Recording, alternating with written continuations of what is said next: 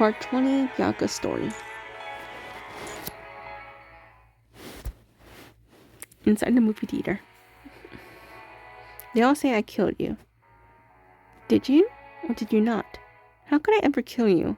We are best friends. Downpour stands with Norris in front of a glass tank at the aquarium. A gecko of rabbits has scattered at the aquarium, dowsing around as they check out the tropical fish cooped up behind the glass. I am dead.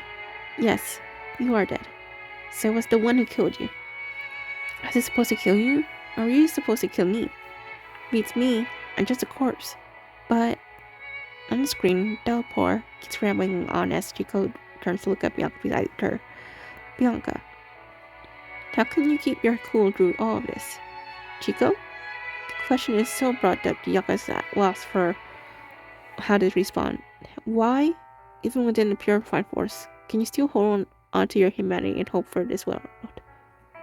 After being hardly given any love, after being branded a witch, how can you still face the world and with such kindness?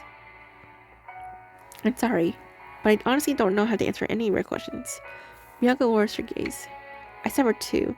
They called me a witch, drove me out of town, convinced I bring them misfortune. I killed their loved ones in the dead of night.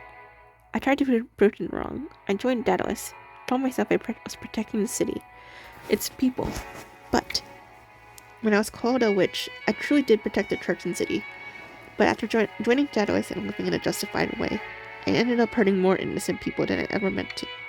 At first, she, too, was just going with the flow, stumbling up forward in a desperate dash. When she suddenly glanced back, she realized she had made even more mistakes down this path.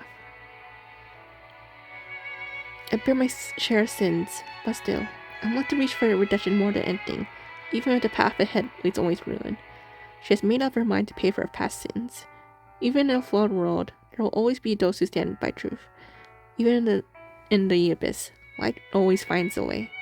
Yeah, you never really got to choose. No, I did have a choice. It was my choice to enter Babylonia and serve the purifying force. Looking back, I think this is the most right choice I've ever made.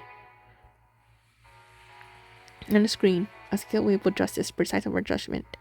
Downpour is guilty. Downpour killed Norris.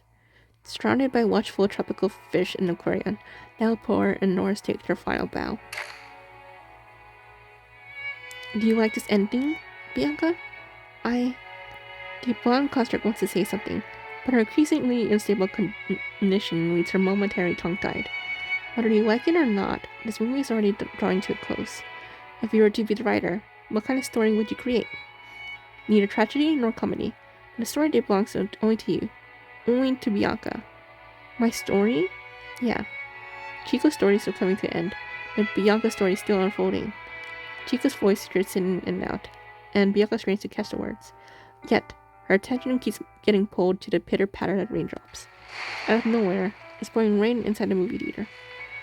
How can it be raining? How can it be raining in a movie theater?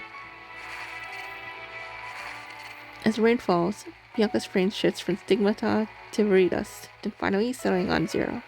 The white construct just sits there, bewildered in the theater seat, as the torrential rain comes down all around her. What if we could just choose every turn into our lives? Will we still be who we are today? Morning, Bianca.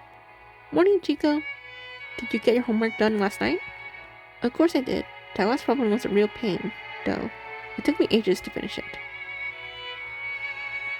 I've been waiting for you forever. Why'd you go and apply for the construct modification by yourself? Aren't you already a construct, though? I thought you could have picked a different path.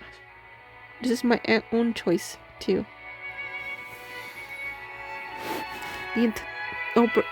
The orbital train of Babylonia silently glides into the station. I once thought, if I could just leave false memories, make them convincing enough, that you sleep peacefully in the tide. In a way, that might have been a kind of fate. Growing up in Babylonia, with a loving family and surrounded by friends, you could take your time, eventually joining the science council, or the start of life. But you still chose to become a construct. I tried to steer you away from the purifying force. Hoped that you join the engineering force or the task force instead. Somewhere, you might have found the bonds you longed for. But you still choose the purifying force. That's just who you are, Bianca. Chico's face stays hidden beneath her umbrella, hazy and hard to make out. Chico, is that really you? It is me. Her voice is soft and gentle. How come you are here? I'm here to help you finish the story that's yours. Chico gets a faint smile. Laugh at me if you want, Bianca. Laugh at you? I figure I just watch you sink into the world's muck. But here I am, instead. Let me walk you through this final stretch. The umbrella's edge dips as the train rumbles by. It's been raining around the platform recently. Please mind your step. Welcome to the Copperfield Aquarium. The broadcast plays completely, delivering the welcome message along with a notice that seems oddly out of place. Rain starts falling out of nowhere within a closed space. Everything before her blurs into the downpour. The fine, messy raindrops fall, tracing a cold, stinging path down Bianca's skin. I'm sorry, Bianca. Suddenly, the rain seems to split open. A figure materializes at Bianca's side, holding an umbrella over her. Chico? With a visible effort, Bianca slowly lifts her head. The name barely a whisper as she gazes at the figure. This is the last gift I can give you. Gift? As if on cue, a sudden gust of wind whips around them, and even the rain seems to hang suspended in the air for a moment. A train glides to a stop at the platform. Bianca turns her bewildered gaze toward it. What is that? She squints, trying to make sense of the scene, but no matter how she strains, her name's a blur. The platform lights flicker out unnoticed, plunging the distance into pitch blackness. Wind and rain howl through the station, making even a steel-reinforced train shudder violently. If you could choose, would you rather be a witch or a holy maiden? A witch or a holy maiden? Her jumbled thoughts slowly untangle, though she's still miles from grasping it all. Bianca mumbles the question again, almost without realizing it. Yeah, if you actually got to choose. What kind of person do you want to be, Bianca? Chico hands Bianca the umbrella handle, then turns to leave. Chico, where are you going? Me? I will be staying right here. Chico turns around, and Bianca finally sees her clearly. She's standing dead center on the platform, where the torrential rain clucks at her feet, turning into a blinding, deep crimson. This is my final stop, Bianca. But you gotta go. You need to get out of this place. Whatever you choose, you become a witch or a holy maiden. It's all good. Honk. The train lets out a chiming whistle as light overflows from its body and the engine roars to life. No! Wait! Chico! Wait!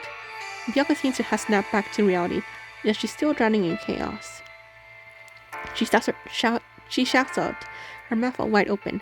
She tries to run toward Chico, but the instant she steps into the curtain rain, she freezes, her body no longer responding to her will. Go! Bianca! Bianca! A blinding light flashes from the horizon, and Bianca's eyes snap shut. Bianca, wake up! The rain suddenly surges onto the platform, sawing the station hole. The scarlet crystals let out a mournful cry before disappearing behind the curtain of rain. Ugh.